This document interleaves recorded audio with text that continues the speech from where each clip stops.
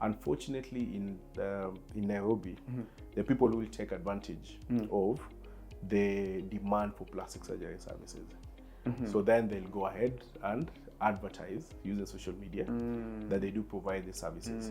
Also outside of the 40. Outside of the 40, but they're not trained. And actually, it's unfortunate that more than 60% of what we call the botched plastic surgery procedures in this town are attributed to this surgeries being performed by non-plastic surgeons. And that's why for us as an aesthetic society, we have listed the plastic surgeons that are regulated by the Kenya Medical Practitioners Board, a board that I served. So you can actually go and check. And it's very important before you get a plastic surgery done on you. You know that the person... Go and ensure that the person who's doing it is a trained plastic surgeon and he does that. And then 2, when you're entering theater, ensure that that is the same person who's going to do that. Oh. Yeah.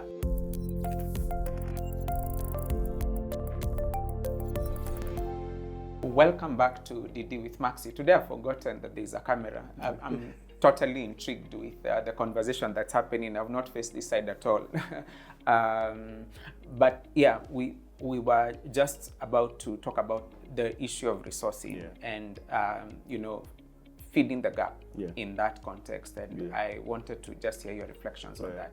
So in terms of resourcing, and I think my firm belief is we need now to move the resources to locally grown reproductive health organizations. Why do I say this? If you look at the way we approach the HIV pandemic at that particular time, first of all, it's the donors who came with the money, but then the impact that was had and the achievements you've had to date is because then we had so many locally grown, engrossed organizations working closely with the communities and the youth who are affected, who actually made the change happen. So I'm a firm believer that if we are now to make impact that is lasting and that is sustainable. Correct. Because the most important thing is sustainability. We can pump in as much money as you want. And then it just becomes foreign. Yeah, but if you don't get an organization that is now able to sustain, to multiply the resources that have been given, to ensure that we do provide the services, then I don't think we'll have the necessary impact. And that brings me to what we are doing as Usawa Health Foundation. So basically, Usawa Health Foundation brings in the medical, political, legal, nursing, clinical officers, and journalist students. Interesting. The whole spectrum from all our universities. And the reason why we wanted to do that was it's not just enough for a doctor to treat. The advocacy bit needs to be done in terms of the journalist telling the story and telling the story in the correct manner and making sure that it reaches the right tables and audience in terms of policy and legal changes that need to be done. But once that is done, who's the politician there? That political scientist who can be able to craft that message for politicians both in the counties and national level. And the ministry policy makers to actually hear that. And that's why we decided to hold this. And then to form the lawyers. Lawyers, once there's a problem, who will defend you? You need someone who's already sensitized, someone who already understands deeply what the problem is, so that they can be able to convince the judge to come on your side and understand that this is a human rights issue that needs to be sorted. And that's why we are operating in all medical universities, all legal universities. We have the Journalist University of Nairobi, a political science school there, where we are working together as one team to be able to dissect and understand these issues and be able then to prepare these young future professionals. So by the time they come into the market, they're able actually to enter into the service delivery, having been well primed, having been well informed, being non-judgmental in terms, especially now for the nurses, clinical officers, the doctors, and even the lawyers in terms when they're dealing with the clients. So that is the whole idea. It's a year old now? Yeah, it's a year old now. How has it been? I mean, it's not the first of such that you have probably formed, but this is very unique. It's a lot more inclusive.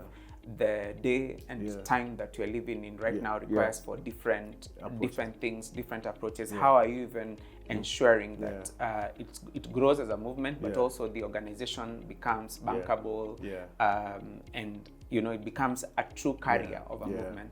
So the good thing about Usawa, and I think it's something that I've learned, having worked with NHIF for the last 2 years, which now supported the formation of the Law Society Association of Kenya, student chapter, and the youth themselves are the ones who are actually driving the agenda. They're the ones who are setting the agenda, and for us, we're only coming in terms of the networks we have, in terms of telling how to fundraise and how to proper manage the funds. But in terms of the agenda, they're the ones who are generating it. And I can tell you the impact that just Usawa has had in the last 1 year. I'm sure you've been hearing a lot about it, and less about even the other former youth organizations that were there. It's because now everyone has seen that the only way to project our voice, to make our voice heard, is from those who are actually afflicted by the problem. And if they are telling their story better, and I think they're being heard more, and for us, we owe them to mentor them, to link them up with now the other partners, and to link them up with the Ministry of Health and the county governments to ensure that then there actually is their voice that is speaking, and is actually not a foreign agenda. Because now you're hearing the story from that particular person who was afflicted. You're doing a lot of capacity building for them then, to ensure that they can tell their story, tell it accurately, but also to the right audiences. They can fundraise, but also manage the resources correctly. How is it though? Like, they are the ones running. Has there been a gap identified that hopefully it's been filled around how fast they probably need to be able to absorb what a movement is, because then not just a movement, an organization that is standing. Do you have them as their own staff, or just a little bit more into the details? So, but in terms of course, they need a lot of training and capacity building to actually finally start running. Now they're working, but they're doing a good job, because you've seen the impact that they're starting to have amongst the youth in our universities and colleges. We hopefully will start moving to the communities where we want the alumni to actually now become service providers, which I think is a good thing that will also tick. So we do support them. We have support from 2 partners in the moment, and what we do, we have a program officer who helps them in coordination and supporting in terms of how they do their work plan and how they implement it. But I'm not saying the ideas are their own and they generate the way they want to do it. That's something we discovered, that for a long time we've been doing things for the youth the way we think is best for them. And I think the way Usawa Health Foundation has moved strides is because we have allowed them to do it in a manner in which they best understand, and in a manner in which I think then they can be able to achieve results. Of course, with the guidance and setting the agenda, but it's them who now run with that particular agenda. Really cool, really cool, and I'm supporting Usawa in every single way. I see some of the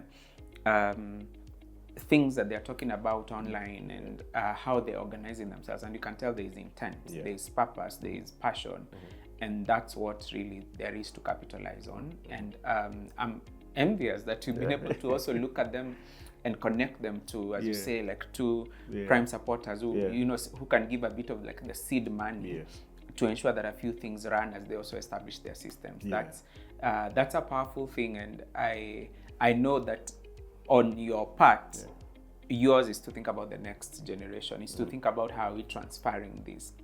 I wanted to segue now into something different. SRH is one, but now you just cleared your master's, and you are focusing a lot more on plastic and aesthetic surgery. Again, why? Is there I think we've all seen around there's a huge need for people to choose beauty and how they look differently. And I wonder what your passion and journey for that has been to date. So I think I was being prepared from a younger age to become a plastic surgeon, despite having my wild ideas about being an astronaut, loving history and stuff. And it was all about trying to do things the right way and ensure they are almost perfect. And that's all about plastic surgery. So plastic has the reconstructive and the aesthetic bit. The reconstructive is about burns, the burns disaster we help, kids with cleft lip and palate, mothers who have very big breasts that are becoming a problem for them, and we have to debulk, ensure we reduce the size so that it does not harm them. So if you look at the cosmetic bit, it's catching up. And I think this was, we came into an era of Instagram and the social media just at the right time, where everyone is taking a picture in Snapchat. Of their best self. Yeah, now best side. TikTok and best side. You take a picture, look at yourself, it's like, oh, I think you're starting now to notice maybe part of my face is not as aligned. And of course the series for like Kardashians, these reality shows have really catapulted now more people interest to actually want to do plastic surgery. And most of it, we normally say you do it for you. You're not doing it so that someone else can see it, but so that when you take that selfie, because that then will be a goal that you can't quite ever achieve. So you take that selfie, you look at yourself, you're like, oh, I look good now in this. And of course, everyone owes to look better. And you say most of the time, we have what is called a mommy package. Once a mother has gone through pregnancy, it's not an easy process as most of us think. They've had their kids, and then there's the mental health aspect. Is like, hey, I need my body the way it used to be. I need my husband or my partner to look at me the way we met before the kids came. And that has really given us an edge in terms of now attending to those clients and almost restoring them to what they used to look before. So it's an interesting market. The thing is, not so many people come out, but for those who have come out, the influencers that have been used by some of the clinics, they have really helped us in terms of people accepting that it's okay to change one or two things about yourself that you don't like. And we are seeing in Nairobi right now we have like 7 clinics. I think a total of like 7 clinics doing plastic and reconstructive surgery. That has inspired us to form what we call the Aesthetic Society, which are the current president, to actually support the patients in their choices to do the plastic surgery here in Kenya, and how we can support them afterwards, so that you don't really need to get out of here and go to Turkey or India or go to wherever. Our clients or go to Miami or India, when you can safely get it at home and safely get the aftercare. Actually, plastic surgery is all about how you're taken care of after. You'll fly out and come back, and then you realize, oh, I can't reach this plastic surgery after. So it's something that's catching up, and something that we are open about it, and I think very soon we'll start hearing a lot more about it. Yeah. What are some of the? I think you've mentioned a few, like the mommy package. What are some of the components? What are some of the others that so in tend as much to be requested? As much as aesthetics is concerned, we have 2 types. We have the non-facial, then non-invasive and invasive. So for non-invasive, we have a lot of ladies doing Botox to address the wrinkles, the pores. We have fillers. These are dermal fillers. We do for the lips. So they're like look richer. More richer. So we do facelift with threads or surgical to give you a threads. more, to give you a more standing face, and give you more youthful look. If you think you have a lot of fat on the cheeks or the jawline, we can use what is called lipolytics, or we do what is called fat removal to ensure that then we give you that model-like sleek kind of look. So we do hair transplants, a lot of hair transplants. For the ladies, mostly when they use a lot of braids, they lose the hair. And the hairline recedes. We are known to have big foreheads as Kenyans. So as guys are receding some more, you are able to... more. So we do hair transplants for them. We do PRP injections for them. What's that? These are like stem cell injections, which you can also put on your face to give you that 16, 18 year look, to make you more rejuvenated. We do what we call vampire shots, where we're able to give you injections on the face. We do microneedling. So those things are now here in Nairobi. And they're becoming increasingly popular. Every day, we don't miss a client in a clinic who is actually going there. And we are doing them very safely so that patients can now know that, in Nairobi, we are more than 40 plastic surgeons now. Yeah, because if you combine the ones you're practicing, we are like 20. And then you have those who are just about to clear school. So we have the skills and the manpower around. For breast, normally what we get a lot is a lot of breast lift. After you give birth or because of just age or time, you will find maybe a breast sags. So we're able to restore it to that perky look that you desire. We're able to reduce the size. And for those who are not comfortable in the size, you're also able to increase the size using silicone implants, gummy implants. So we do all that. If you move lower down, we do for you tummy tucks. We do 360 liposuctions. We're able to address your arm. Guys who have bigger arms, we do the arm lift. We're also able to do a thigh lift. Those who are not comfortable with the size of their calf or their legs, they think they're a bit thin, then you're also able to increase the gap. Yeah. Wow. So we do the whole spectrum. That's interesting. Have there been cases that have gone wrong? Yes. Unfortunately, yes. And it's something that, and that's what inspired us to form the Aesthetic Society, so that patients can have the knowledge. The knowledge and the confidence. Because unfortunately in Nairobi, the people will take advantage of the demand for plastic surgery services. So then they'll go ahead and advertise using social media that they do provide the services. Also outside of the 40. Outside of the 40, but they're not trained. And actually, it's unfortunate that more than 60% of what we call the botched plastic surgery procedures in this town are attributed to this surgeries being performed by non-plastic surgeons. And that's why for us as an Aesthetic Society, we have listed the plastic surgeons that are regulated by the Kenya Medical Practitioners and Dentists Board, a board that I served. So you can actually go and check. And it's very important before you get a plastic surgery done on you. You know that the person... Go and ensure that the person who's doing it is a trained plastic surgeon and he does that. And then 2, when you're entering theater, ensure that is the same person who's going to do that. Yeah, make sure you see the person and you meet the person. Come and do consultation before with the plastic surgeon, then come for a second consultation before you make your decision. Because what we are seeing, facilities advertising their plastic surgeons. The moment you're put down, the person who does the surgery is different. And you see, just a GP. And that is the reason why they harm patients, because you don't know, you have not been trained. As I mentioned, I've taken 14 years to be a plastic surgeon. That's what I had, and I'm like, whoa. So is that training for 14 years? Yeah, it's training for 14 years completely to reach here, to be able actually to do those Botox for you, do the breast surgeries.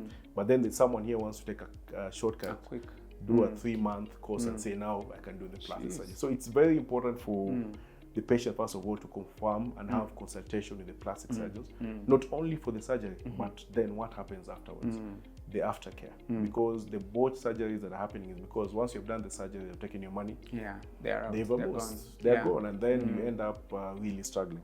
So that's one thing as Aesthetic Society we're trying to build, so that you can actually Google in the internet and find a surgeon, find their profile, find the cases they have done, and be able to actually do the surgery with them. And that's one thing I think it's important for every patient to know about it. It's interesting that first, one thing that has struck me when you're talking is that you're already the president of and the journey that you've taken in terms of just the years of study, the practice. You should definitely be the president. But it's funny that it's the president, so it's a bit of politics. I assume, you know, a bit of rallying behind this. But that's just a mental note. And I think it's because, as I told you, I've always wanted to do the right thing and stand by the truth and advocate for the right thing. And that's what inspired us with the other clinics run by plastic surgeons to actually come together. To provide that information for the patients so that they can be able to make. So we might be competitors, but we're in this one basket. We want something. We want something to go. And it's so unfortunate that the patients who are going to Turkey, I've met 2 patients that I'm operating this week who wants to go to US, who wanted to go to US before I talked to them because of the little bad cases that have gone that have happened here in Kenya. And you see, we need to stop that by doing the right thing. And that's what inspired us to form the Aesthetic Society to provide the proper information. And remember, plastic surgery is safe only in the hands of a trained plastic surgeon who's board certified. You have that board certification. But if you go and do it with someone who's not trained, because he'll tell you, oh, if you go to a fine plastic surgery center, you'll be charged $5,000 for that procedure. If you come to me, I'll do it for $2,000. But that $2,000, you'll end up with a botched procedure. And sometimes bad cases happen. And last year, when we're being honest, last year we lost, I think, 3 or 4 patients here in Nairobi. Lost? Yeah, lost. In the process? Yeah, in the process. Wow. Yeah, and this is because we are not following the laid protocols to performing that procedure. And that's why we decided, let's come out, tell you, yes, everywhere in the world, even in States, if you Google, procedures can go wrong. But then, what are you doing as the plastic surgeons in Nairobi to mitigate against that? Give the patient the information to make the correct choice. Just statistics or at least some good guesstimates. Are there more, in terms of age, who is more likely to be, in at least in the context of Kenya, to be, to be seeking services of this nature? And then in terms of gender, I think that the examples you've listed sound very female. Are there male that seeking this kind of thing? For male, so it's between 70 to 30%. So 70 women and 30% are men. More men are actually coming out to our plastic surgery services. For men, what? Like they'll come for tummy reduction. So they'll say, I want this be a tummy out. So for them, we do provide maybe the gastric balloon. We can do tax for them. We can do liposuction for them. Hair transplant, more men are doing hair because of the receding hairline. And then you have the male boobs. So the man boobs, they come and we're able to reduce it because of sedentary life. Maybe you're a big person taking steroids. When you come to us, then we're able to give you back your chest.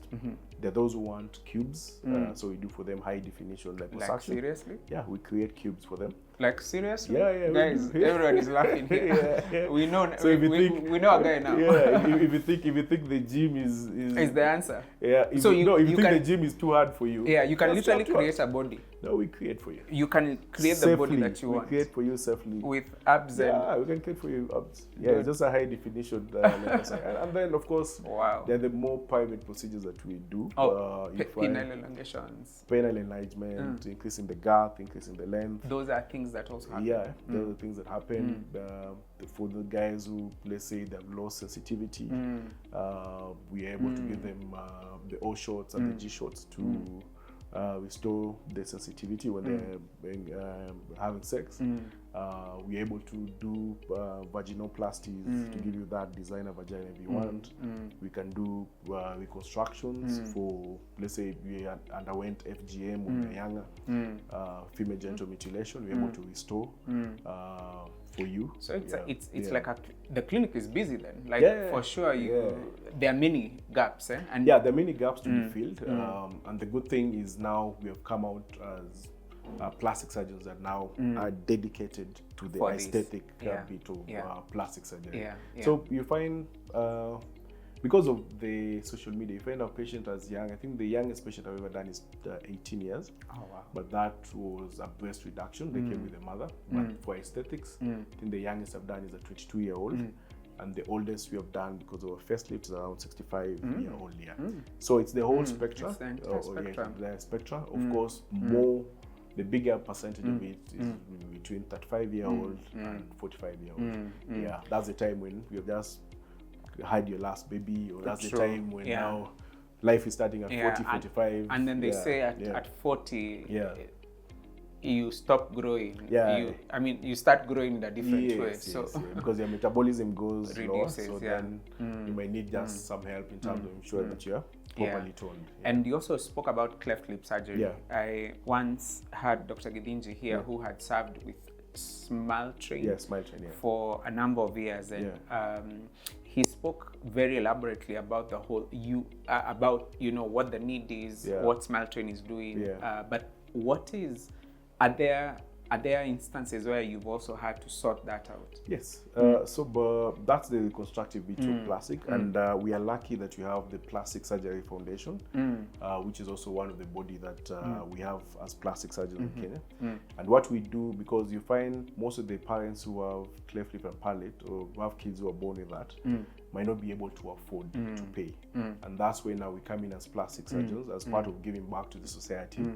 That we actually now repair for them. If they have also plaster palate, we give them 3 to 6 months later, we come and repair. So it's a need. It's all over the world, all over Kenya, and we go on those missions in different hospitals during our free time, and we're able to provide that service to the public. The other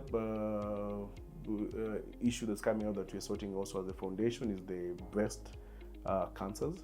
We have so many women who are having mastectomies done, but they're not being given an opportunity to restore their natural look as a woman. So we also do for them the reconstructions. We hold camps and do for them reconstruction of the breast mount so that they can wear the bra and feel wholesome before they go that cancer diagnosis. And I think the other thing that you also do, and it's a big problem, it's what we call gigantomastia. Where we have women who have very big breasts, and not to a doing of their own. It's just hormonal. When it starts normally either during pregnancy or when you are becoming an adolescent, menarche, or after we have because of the hormonal imbalance. So they get very big breasts that you get a hunchback. Some can go as worse as you can get shoulder dislocation. You're not able also to, the weight is the weight is pulling you in fact, down. The biggest we've ever removed, we've removed almost 5 kgs from a breast tissue, and we still have a breast mount. Oh, wow. So we do that as Plastic Surgery Foundation at very subsidized prices for the ladies who are out there. What are we talking about in terms of prices? I think so normally to do a breast reduction, if you come to my aesthetic clinic, it will cost you between 400 and 450 Kenya shillings. But once you make a diagnosis that this is gigantomastia, and which we having an issue with insurance companies covering it, then we do subsidize for you and tell you if you have between 200 and 250,000, then we can do it for you. Because at that particular time, we recognize that you're not coming for the aesthetics. It's something that is pathological, something that you need so that you can have a normal life. It's difficult for that lady even to run. Yeah, true. It's difficult for that lady even to just breastfeed when they get kids. Just to live. Even wake up. So as a foundation, we decided that is something that we want to take up, and we're not going to charge the whole cost of the surgery. We are trying to look for partners who ultimately they'll come and subsidize fully, because it's a problem we have in our market, but our insurance companies still think it's a cosmetic procedure, which is not. And speaking of insurance and cosmetic, there is no way any advocacy can be made for an elective process of that nature. For it to be, has there been instances that the big signals and others choose to cover plastic surgery or one of those? No, for the cosmetic, insurance cover against a risk. So cosmetic is not a risk, it's something that you choose. It's an elective but procedure. For those procedures, like let's say the gigantomastia, in US they did a study and they said if you're removing tissue that is more than 500 grams, that's gigantomastia. It's will pay for it. Life-threatening, But if you remove tissues that are less than 500 grams, then that is a breast reduction or a breast lift, so we're not going to cover it. So that advocacy is something that we're taking seriously as an aesthetic society. We want to lobby the Ministry of Health as a policy maker so that our women and young girls, I tell you, in fact, it affects as young as 16-year-olds and 18-year-olds. Not to suffer. If you go to these schools and just do a survey, you'll find it's almost more than 50% of our population that has that problem. So that is something the Ministry of Health with our support as the technical experts, needs to actually take it up and ensure that women are not suffering unnecessarily from a choice that's not theirs. Interesting. And I'm listening to just the range with which you have lived your life, from SRH to aesthetics, and for each of them you have a cause, you have a purpose, you want to actually achieve change, and it's a lot of your nature, and to the extent where you also in the digital health space, you are pretty big. Tell us a little about that. So way in 2013, I think that's the time I'd taken the break from sorry, where are you going for those 3 months, by the way? For those 3 years? I heard you say that and I was like, I noted it. We're Dadaab refugee camp. So I went into one of the camps there called Hagadewa. I needed to cool my heels because things were hot at that time. And it was from an advice from one of the officers in government. So I took it seriously. Then I went and started working there. And of course, having been a union, which was a union leader, which was like 3 years old, you could not knock any of the institutions for employment and employ you. So I got refuge in one of the international NGOs and worked there for 3 years. As a team member? As a medical officer. So I was now in clinical delivery of services. Which is good, because then it also brought to you the realities of just the humanitarian sector. The humanitarian sector. So for me, every part of my life and what I've passed through, I've noted it down in my little black book as a lesson, to which now it helps you now gravitate to the next stage and carry those lessons that you've learned there, so that you don't go and repeat the same mistakes you did there. So for me, in as much as it was a time to take a break, to be in a safe place, but also I learned, in fact, the challenge of reproductive health in the refugee health committee are even worse than what we see here. And very intersectional. There are many.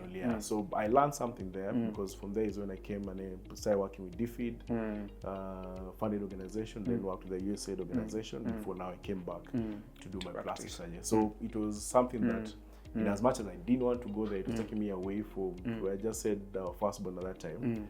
But then it's something that helped me catapult into the NGO, international NGO world. So but when I was there, the Board Medical Council introduced a requirement for us to actually have CPD, continuous professional development, as for you to get your license, the licensure like requirement. So it's like I'm in Dadaab. All the CMEs are happening in Nairobi. What will happen to us? I have to come to Nairobi during R&R, those 2 weeks break, do a CME, so that at the end of the year you get the points. So what we did, we decided to establish that with my co-director. He's an IT specialist. So we came together and decided to form Daktari Online. And basically, at that time, we had less than 100 members, where we now provided online CMEs, so that if you're anywhere in the country, you're able to access medical medical education and get the points. Then ultimately we grew to more than 1,000 members, focusing on doctors only for the time being, and linked it to the medical council, so that any person in the country who wants to get CPD points, then are able to get the learning. So it came and grew. We are dealing with more than 80,000 healthcare workers now. 80,000. Oh wow! We are dealing with nurses, clinical officers, nutritionists, physiotherapists. We are licensed to provide medical education on behalf of the regulatory bodies. We work now with pharma in terms of dissemination of medical information, drugs information to them. We are training for Africa. We have presence in Francophone countries. We have done Cote d'Ivoire, Algeria, Ghana, Nigeria. So it's something that we are proud of, because in Africa it was only been done by a company in South Africa. But for us, we came out and made medical education accessible to anyone, anywhere in the world, but more to address the local issues, the requirements that our regulators had. So we are doing that. We are also doing now simulations for surgical procedures, for emergency procedures, together with the Emergency Foundation of Kenya. and other associations to ensure that we have safe, trained, well-equipped healthcare workers across all the cadres who are able to provide services to the public. And I think for that, it helps us. We are proud of it because then when you go to a healthcare worker as a patient, you're now confident that they have been able to get the necessary training, retraining, and updating of their knowledge and skills. Updating is important. I was at a Transform Health Coalition meeting this past 2 weeks. We were supporting them. We were facilitating their mid-term reflection, and a lot about the digital health, the digital superhighway kept coming up, and the need for community health workers, doctors, nurses, everyone to sort of understand this highway and understand that in the next few years, everyone will need to be digitized in terms of especially healthcare providers and even the ones at the ground level. I think what you have is like a fantastic entry point to address that need, and I wonder with Daktari Online how much advocacy you're able to do, because you have the numbers. We are actually able to reach most of the healthcare workers. I can imagine. So we are actually trying to see whether with the new SHIF authority, Social Health Authority, can be able to work with them and see how we can disseminate the information. We have gone a step further where we have what is called Chapia Daktari app. And basically this is another way of ensuring that the last mwananchi, like almost the last mile, is able to get those services, because universal health cover is not all about treatment. Also the information, access of the preventive, the promotive, so that they're able to use their gadgets and able to get that information. So we are slowly building towards that, and we'll be happy to partner with any organization to ensure that then this, because we think we're almost getting there in terms of the capacity building of healthcare workers, but then people who receive services in terms of even their aftercare, their monitoring and stuff, that is what now and even the understanding of the data rights that you know, when I go to hospital as a patient, that is the information there about me is my information, and I can choose what to do and not do with it. I think the training, as you say, needs to go beyond just the community health workers, also into their patient.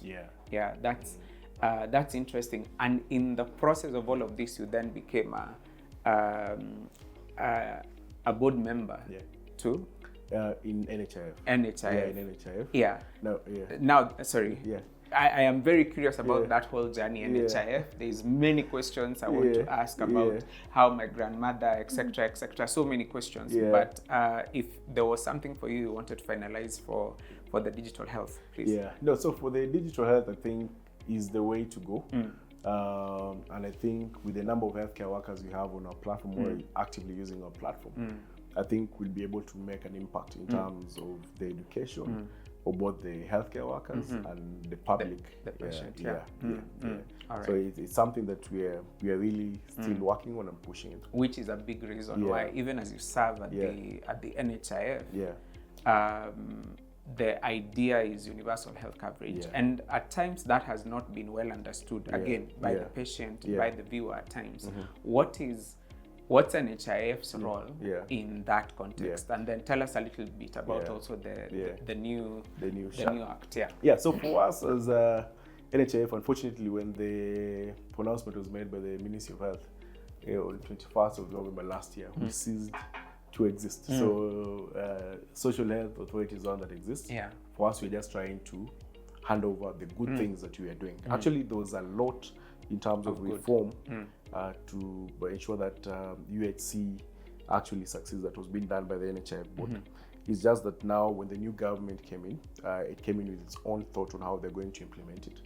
And also there was the baggage of NHIF in terms of the issues they're having with the stakeholders, who either maybe the government, the health service providers, or the patients, in terms of the issues we wanted to have under the SHIF, the Social Health Authority. And I think that's what informed for a rebrand and a relaunch of a new vehicle to actually deliver the UHC. And I think we are on course in terms of that, because not everything that we learned from NHIF is being cast aside. It's actually been used to strengthen the new approach that you're going. So basically, SHA is all about ensuring that you have the UHC, and this is issues of access, affordability, and quality. It doesn't mean that you're going to pay for all your needs, but then you're going to ensure that at least you have access to the primary healthcare, you have to the preventive healthcare, and to surgical services or medical services that you need for you to live. So it doesn't mean that you're paying 100% of the cost of the healthcare. There, of course, that will be well determined once the regulations are out, but it basically will guarantee you access to quality, affordable, timely health, which I think is something that everyone deserves. And it's more focus in terms of the primary healthcare and also use of digital technology to ensure that that digital technology is able to ensure also you continue having monitoring, you continue having access and adherence. So I think it's a good thing. Of course, everything that is new, even you can buy a new Mercedes car and it stops because the fuel has run out when you drive it from Mombasa. But it doesn't mean that it's a bad car. So what you just need to do is to ensure that we together support the government in terms of ensuring that it succeeds and it's implemented well for the benefit of everyone. Because at the end of the day, every Kenyan will need healthcare services. Whether you're the hustler or whether you're the billionaire, you have to understand that when that time comes, you need to have a system that works, that can ensure that. And so the role, how long does NHIF then have to sort of like close down? So for us as NHIF, by law, we're supposed to we'll close down by November of this year. It may be earlier because I know the Ministry of Health is expediting the rollout of SHA. So by the next financial year, if we have performed all our tasks in terms of handing over and ensuring the smooth transition of the human resource aspect in the organization, all the assets and liabilities, and now we're on firm ground, that I think we'll be more than willing to step aside. And does that include the board? Yes, even the board. So I think... how long is your... tenure? Your term. My term was 3 years. It was to end by next year, March. So November is not a bad time, but I'm looking back at it. I'm really proud to be a big part of the team. Of the transition.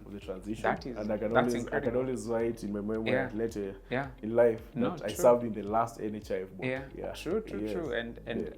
And kudos to you and your team, because it hasn't stalled. There is a lot of argument and a lot of I don't think everyone is fully aware. So at times people will argue from a point of not enough knowledge, limited understanding. What is it that you feel they are just a woke enough individual that they need to understand? What is it that we all need to understand about about SHA? So what we need to understand is SHA is the body that is going to drive the universal healthcare agenda. And this time around, we're not just going to drive an agenda. We want to actually actualize and ensure that every citizen in Kenya and the residents who are in Kenya are able to access healthcare services. And there'll be a lot of information that is going to come out. We are finalizing the regulations. Once the regulations have now been signed into law and have been accepted by the parliament, then all the information that is needed will be disseminated to the public and to the stakeholders. It may look that is not very steady, but ultimately we'll get there. And the beauty as an NHIF board member that I'm proud of, every person who still wants to use NHIF, including some of my patients, are still able to continue accessing the services. So we've been able to handle that very well in a manner that no one has been denied service because of this transition. And I think that was the idea. It's just that we need a new vehicle. You see, when you go to you need a new set of clothes. You cannot be wearing the same clothes from when you're a teenager and now you're in your 40s. So those new set of suits is one that is going to help us deliver. I'm confident that if we handle it properly, we get the proper technical persons in the organization, the new SHA, then we're going to at least address that issue. Has public participation and public awareness happened enough? Not enough. From just the questions I get, the other time I was discussing with my colleague at Daktari Online, is like, what can we do to help in terms of disseminating this? And I told them, you can kindly reach out to SHA and see whether you can do a series of both public and stakeholder kinds of sensitization.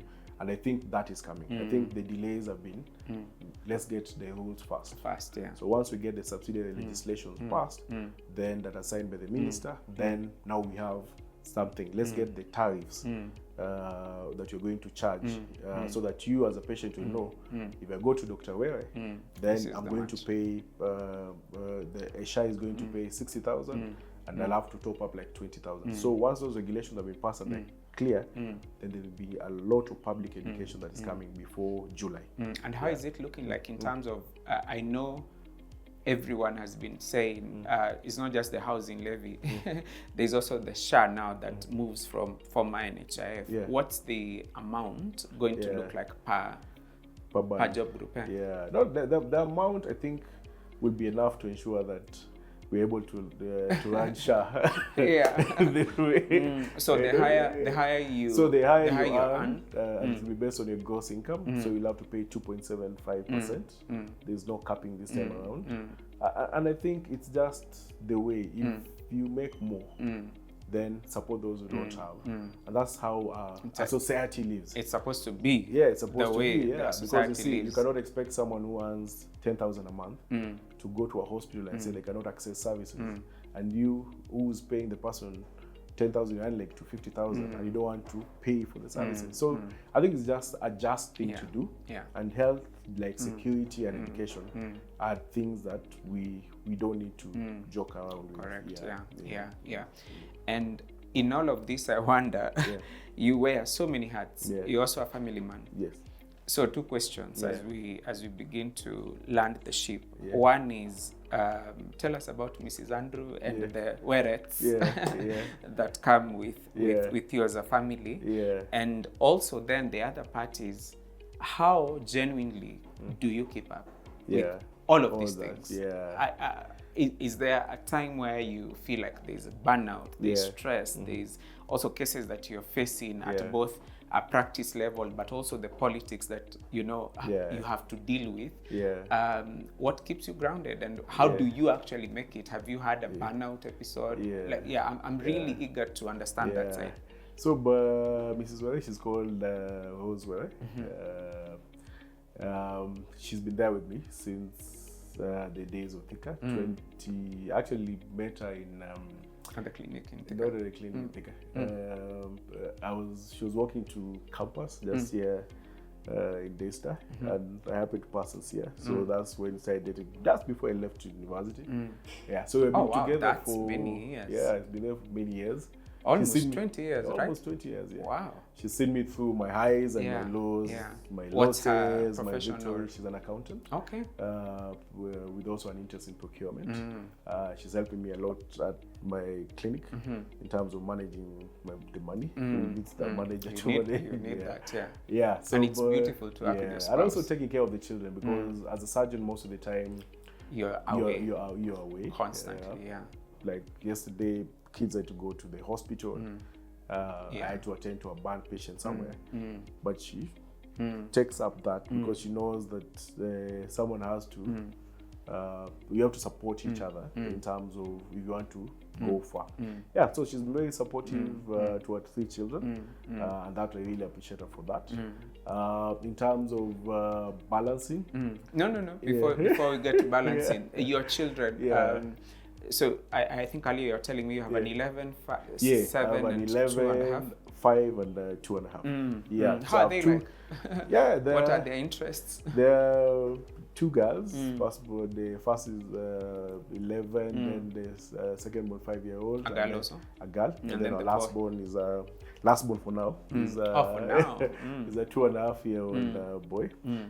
Him is still trying to figure out where he is. Yeah, but the 11 and 5 years old, they're really, I can say, smart kids. They know what they want, intuitive, always asking questions, and I think I'm trying to raise them in a world that they're able to live freely, ask freely, and guide them also on what they need to do. And I think most of the time when you're tired from doing that 360 liposuction, all I just want to do is can I finish early and go and be with them. The firstborn is my movie date person. I think we've literally watched all animations in Netflix, which we started doing the COVID time. When there's an animation movie, we run to the movie theater. And they're usually very educative and fun. So we do a lot with her for that. You are, and they are each generating their own interests. Yes, very different. Finding sort of their paths. Nia is more well defined. That's our firstborn. Yans is catching up. But you find they have their own different personalities, and they allow them actually to explore and be themselves without too much of. We as we were raised in a place where it was a lot of direction. A lot of direction. But for me, for them, I want them to find themselves and to find who they are, and cultivate whichever interest. Nia apparently wants to be an actor. Oh wow! She was very thrilled when I told you the governor for Kisumu is a good friend. So we met in our old boy function and took a picture together with Nia. And she was really thrilled and said, I want to come and now meet your daughter Lupita. So I talked to Prof and I told him, hey, when Lupita is around, kindly call me and fly to Kisumu. So that they can meet. So her, at least that's what she wants to do. That's pretty nice. That's pretty nice. What would they say about you? They always say I'm always going to work. That is good. That is at work. Hey, are you going to work? That's a very common word in the house. Then I tell them, hey, I'm going to work. Today I'll come early, we'll watch the movie. Today, if I don't come early, I'll call them and tell them, you guys sleep. We can do tomorrow. And for her, she'll call you, the first one will call you and tell you, hey, our movie, are we still watching it? Do I wait for you? It's 10 p.m. I told me you're not the doctor. I told me you're the father and husband. The father, the husband, their dad. So when you enter the house, you leave. I assume they are part of what helps you balance. Yes. But as much as that is the case, they're also part of what at times you may look at and think, I'm not really balanced. I'm not really balancing. And then you have to rush. So for us, we show up. I know it's not enough. At least Sundays is those are locked days. We go to church in the morning, then go just do a picnic somewhere, hang around, try as much as possible, drop them to school in the morning. If I can. If you can, in the morning, I drop them. Purpose to, I purpose to, so that during the time then you're able to bond. If I can, then I'll pick them up. If I can't, then the mother or they come with the school bus. But I try as much as possible to ensure that I'm there for them. I'm not an absentee kind of father. And now for you, and balancing, how does this all work? Yes, sometimes you get burnt out. I can't lie to you. You get burnt out. A lot. I've heard from a lot of my doctor friends that burnout is perhaps more to with doctors than with many other professions. Because we were not socialized or brought up even in the university way in a way to take a break or to accept that this doesn't work. So that gives you a lot of pressure. So what I try to do as much as possible sometimes is just I'll go out, just listen to that loud music, but remember tomorrow morning you have to be in the clinic, so you don't overdo it. Sometimes you just take holidays, you take a break, you say, hey, today schools have closed, let's go and wait, and then planning to delegate. You can't be everywhere anytime. Because all your things are very distinct, so you probably have teams across. So for let's say for SRHR, we have a program manager who runs that. For Daktari Online, you have someone who does my partner who's now the MD there. Then for me, I focus on now doing the plastic and aesthetics. A bit of politics, that one you can get the time to do it, but you burn out. I can tell burnout is part of it. So you become purposeful in terms of ensuring you have a break. You get a 1 hour, 2 hour, you just go sit in a nice restaurant. Sleep somewhere. Sleeping, not as much. Sleep as much. Doc, how like genuinely, you do what, 3, 4, 5 hours max? I remember us meeting in Naivasha and you mentioning this is already evening, you have to work till late, you have to be in a session in the morning, you have to come back for surgery in the afternoon. I was like, really? The good thing about doctors, we are trained doing the training, so you can endure, but you also have to accept and know your limitations, because you don't want to go operate a patient when you're not very good. So you have to be very purposeful in how you plan your surgeries, when you're very fresh in it, because you have to prepare the reading about it, just fixing any rough edges that you think might be there, and also ensuring that I sleep I think recently 3 hours, but I try purposefully to ensure that by 10 o'clock you're in bed. I'm in bed, so that I sleep at least minimum 6 to 8 hours. So majority of the time is 6 to 8 hours, but you'll find sometimes you have clocked 4 or 5 hours, but then in the afternoon it catches up with you. So those are the days I enter the house early for the movies. I tell my team members, if I'm going to meet you tomorrow, please ensure that I've slept the day before. Don't be sending things late, because I'm very cranky if I've not slept well, and I think it just happens. So like for us, like for example in the clinic, I have to plan a surgery. If I know I have a surgery on Friday or Thursday, those are the days you find by 10 do not disturb mode. So that the following day you focus well on the patient, then after that you can go back to your routine.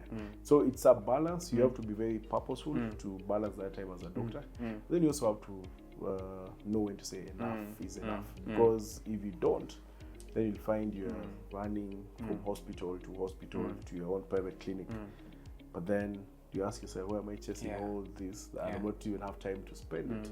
So you also have to be purposeful and say, okay, today I've done 2 or 3 surgeries, that's enough. Let me go home and spend the rest of the time and rest. So I do that more than often. And what looking down the line, what does the future hold?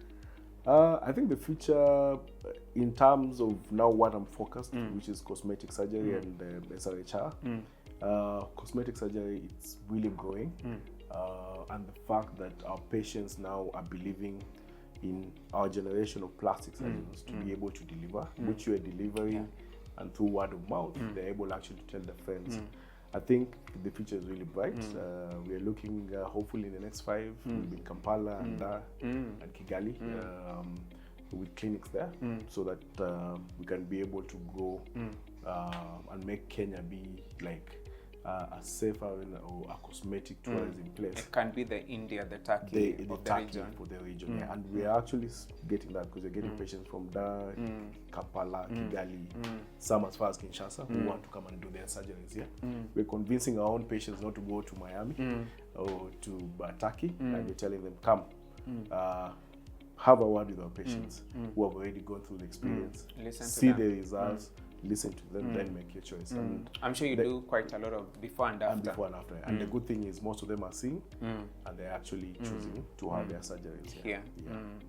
And in terms of SRHR? So SRHR, I think I still have a role to play in terms of mentoring the young. I believe in them taking over and running with the cause, and then us doing the other SRHR issues like the legal and the policy bit, where we see whether we can ingrain ourselves there.